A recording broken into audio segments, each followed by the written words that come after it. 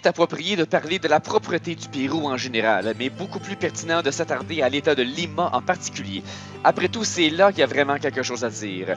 Et ce qu'il y a à dire, c'est yark. Oh, vous trouverez pas de telles horreurs dans les quartiers historiques, bien sûr, mais c'est pas ça le vrai visage de Lima. C'est en promenant le soir dans le quartier commercial au sud du Chinatown que j'ai pris ces photos. Qui dit quartier commercial dit consommation, et qui dit consommation dit déchets. Comme le disait François Pérusse, tout ce qu'on achète, on finit par le jeter. Quand t'achètes du steak haché, il est cacheté du scotch tape. Ce que tu jettes du steak haché, c'est le scotch tape qui l'a cacheté, caches-tu? Peut-être qu'il y a des machines qui nettoient les rues le matin, mais le soir, ça fait dur. En fait, oui, j'ai vu des nettoyeurs de rue au boulot et ces travailleurs portent des masques. C'est quand même la moindre des choses dans ces conditions. Et pourtant, des poubelles, il y en a, à la grandeur de la cité. Ces charmantes poubelles sont partout. Faudrait peut-être juste que les gens les remarquent plus.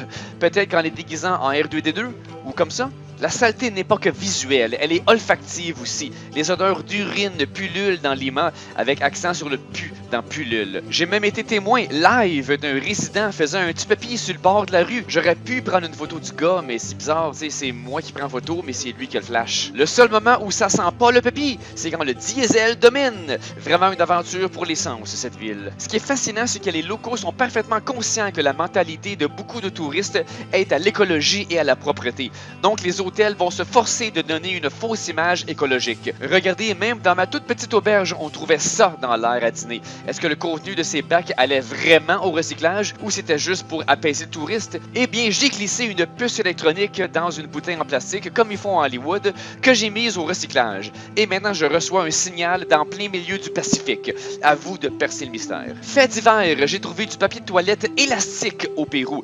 Regardez, j'avais mis mes pouces à ces endroits et j'avais tiré. Normalement, le papier aurait fendu, mais là, il s'est juste étiré. Ça me fait penser à Timé dans La Petite Vie qui tirait ses sacs à vidange pour en avoir un gratis au bout de 300 sacs. Merci de votre écoute. J'apprécie énormément vos commentaires, vos abonnements, vos likes, mais de loin, la méthode la plus efficace pour m'encourager est de devenir supporter sur Patreon. Vous m'aiderez alors à travailler sur ces capsules à temps plein et ainsi les produire dans des délais bien plus brefs. Merci, cher public, je fais tout ceci pour vous, mais je fais aussi tout ceci grâce à vous.